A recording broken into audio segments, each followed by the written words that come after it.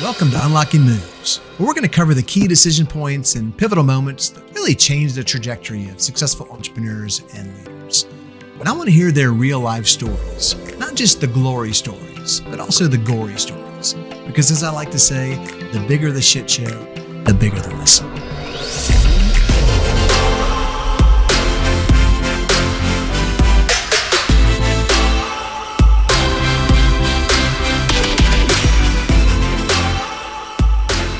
I'm here with my good friend Craig Wiley, a special episode of Unlocking Moves. Craig is in from Spokane, Washington. We've known each other for 10, 12 plus years, have only met in person once. But all through the COVID pandemic, I feel like I know you like a brother, Craig. Man, welcome. Oh, so excited to be here on Unlocking Moves. And I think that's what we've been trying to be doing for our executive friends for a long time, unlocking those moves. I love it. I love it. Craig's in town in Austin to conduct some community-related dinners, helping CEOs foster networking and connection and a great, rich dialogue of discussion. Let's talk a little bit about that. What's the importance of community in today's day and age, Craig? Yeah, I mean, I think community looks different at different levels in businesses, but for the CEO C-suite, like community is really everything. And we know from our work across executives that they really lack a sense of community. There's not a lot of peers inside their organizations that they can really have difficult conversations with. And so we spend a lot of time and energy bringing CEOs and executives together to have the real conversations that are going to really shape how they lean into their businesses and change what's next for their company and the people that they lead. So if you are a C-level person, it is hard to have people that you can commiserate with, to celebrate with at your organization, especially if you're an entrepreneur. So look for a community of peers that you can have that discussion with, the rich dialogue that we were talking about. Yeah, absolutely. I think those dialogues are the pieces that create awareness. And it might only be one takeaway, but if that one takeaway changes your executive cadence, that could have a ripple impact that you can't even imagine. So, Craig, if I don't have a group of 20 CEOs that I can go to set up a dinner, I don't have Transcend or Hire Better putting together these dinners, what can I do? There's professional organizations out there for peer-to-peer network learning? Yeah, definitely. I think, there's the standard organizations that you and I work within, EO, YPO, things along those lines. But I think there's also this craving of community with executives, like reaching out against people who are non-competitors, but strategic partners to your business. Reach out to those executives, start building connections. Executives are loving getting back in person together over lunches and breakfasts and dinners. We've been traveling around for the last 5 months, connecting with different executive groups around the United States. And people are always saying the same thing right now, like, oh, it feels so good to be back surrounded by people who get me. And so you're going to have to create that if you don't have it. But it's the one thing you can do to make sure that you're keeping your mind wide and you're keeping your focus strong. If you're an entrepreneur or a leader, find a group of peers that you can have real in-depth discussions with about your business, about your life. It just helps you with mental health. It helps you with your community. It helps with everything to become a better leader.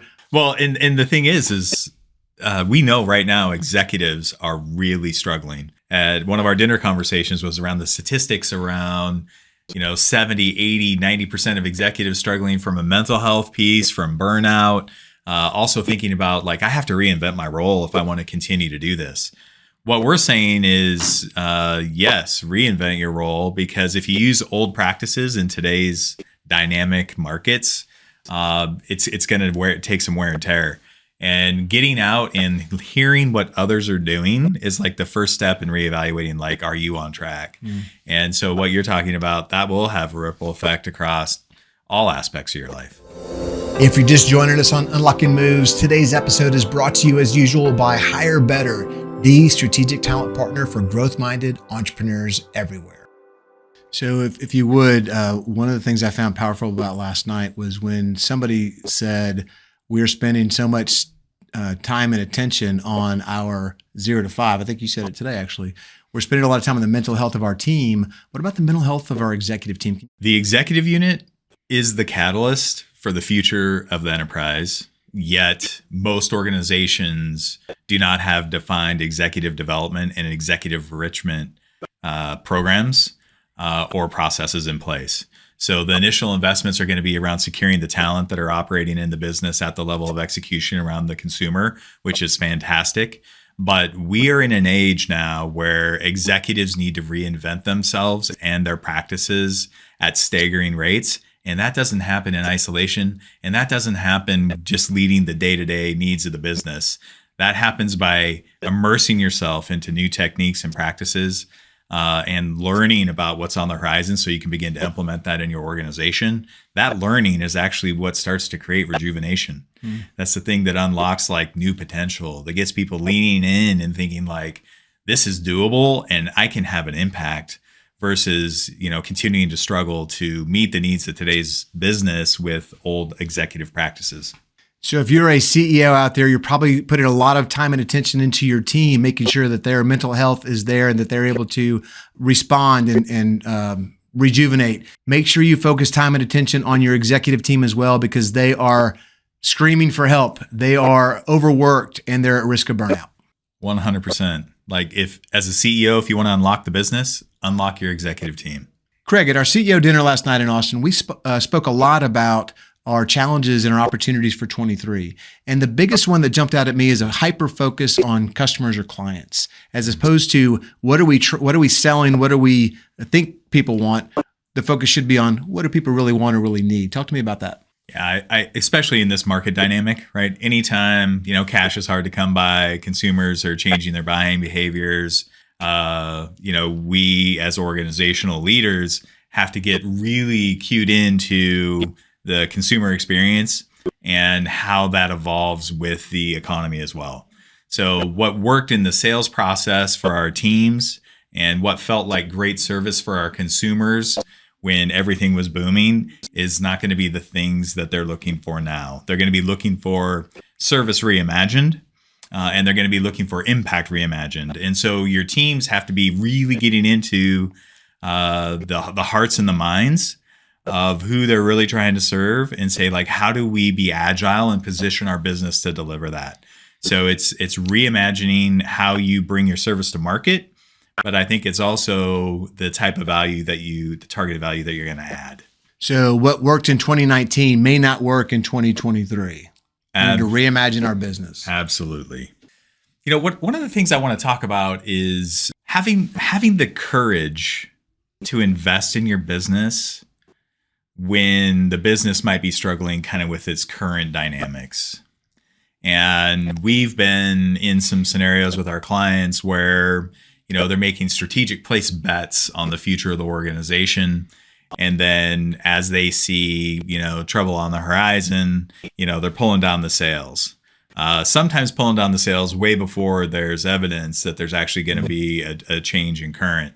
And one of the things that we think is really going to separate the businesses that thrive outside of this market dynamic 2-3 years from now is going to be, did they continue to leverage key investments in the organization? Now, you might not invest the same way across the entire organization, but as a leadership team, you should be narrowing down and saying, these are the things that are truly going to matter. And we're going to sacrifice at all costs to keep this innovation going.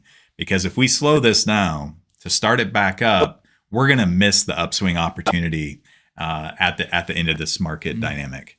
And I think that's a courageous thing for leaders. And I think they're forced to make a lot of difficult decisions and get challenged around this. But we really assert that we want leaders who are focused on the horizon of the business as much as they're focused on the day-to-day real-time strategy needs of the business. I love it. So basically you're zigging when other people are zagging. Yes. And I think that's when you can differentiate and gain competitive advantage. And it might mean, you have to take capital at a different rate than what you used to have to take capital for. But you got to be thinking about what's the game-changing move that's going to create within your business once things do begin to turn. And that sometimes is worth a different financial investment. So Craig, I forget who said it, some famous historian who said, I want to zig when other people are zagging. I want to invest when people are retrenching. I want to go on the offensive when the chips are down. Talk to me a little bit about that in today's environment. Yeah. So let your COO zig and focus on narrowing down the scope of the business in today's market. So you're positioned right. But as the CEO, zag and make sure that you're keeping the organization focused on the horizon. and where the needs of the investments that will drive the best outcomes down the road.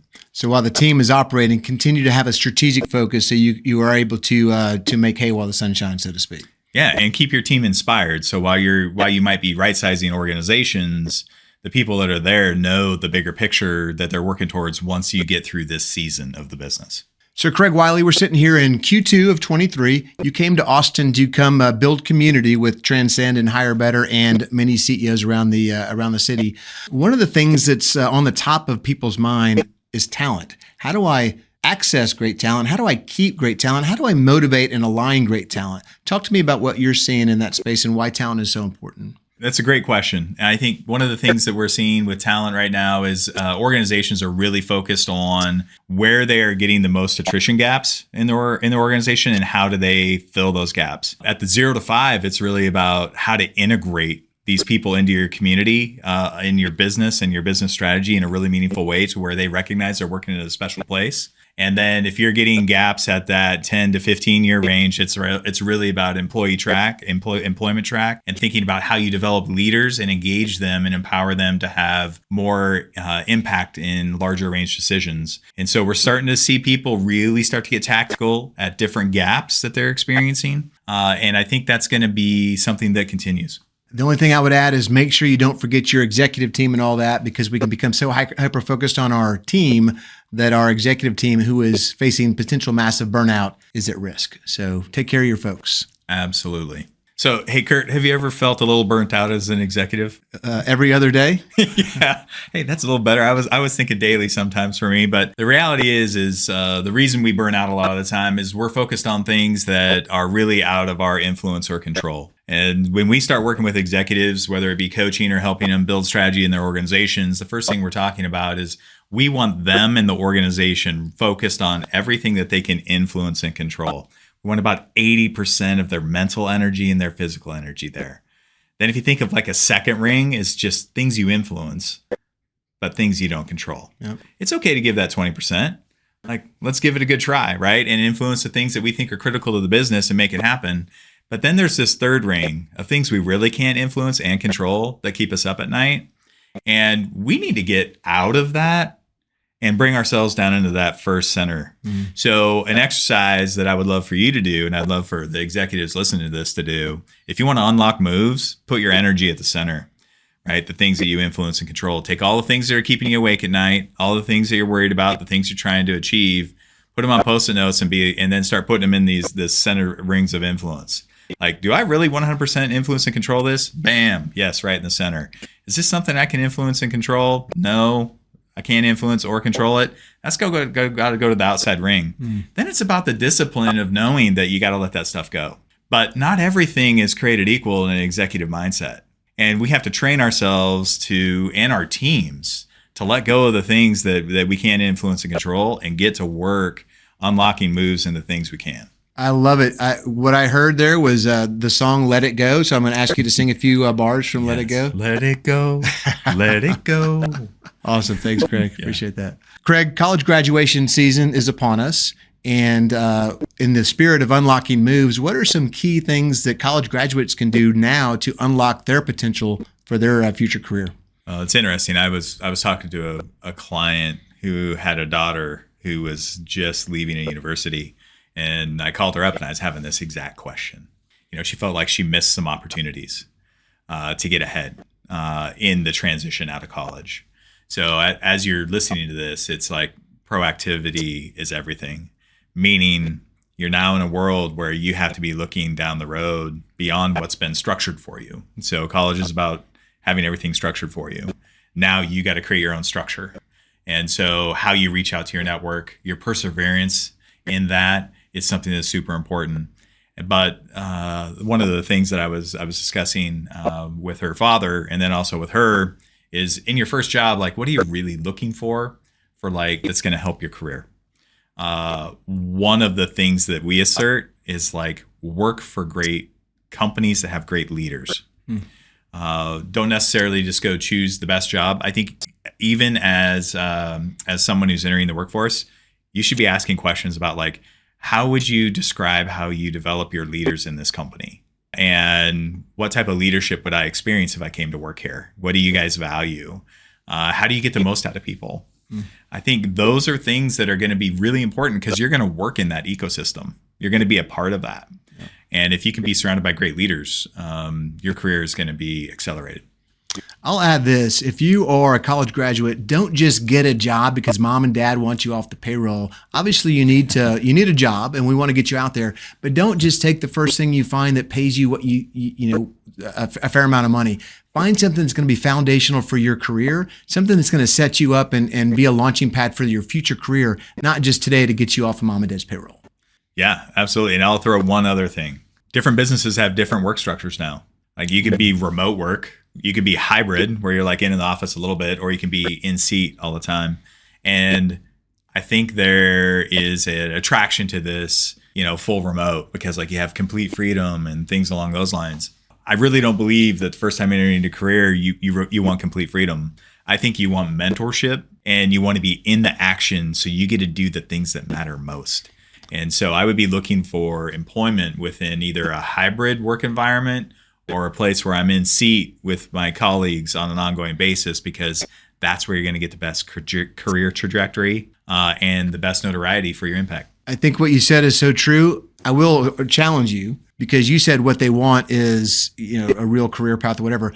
What they want is to be able to go play video games for half the day and be paid for it, because that's what I wanted to do when I was a college graduate. If I was virtual only, I would be the most worthless employee ever. And so I needed that structure. I think many of you college grads out there need that structure. You can get away with it in a virtual environment, but man, it's really going to set you up for your career if you're going to go get some good mentorship and some good learnings along the way. So is this where I tell you that I only play video games at night? Because that's true. I still play video games, but it's outside of office hours. So that is totally true. I think that's great advice, Kurt. Awesome. Well, I know that if it were up to me, I'd be, playing video games 24/7. And so, yes.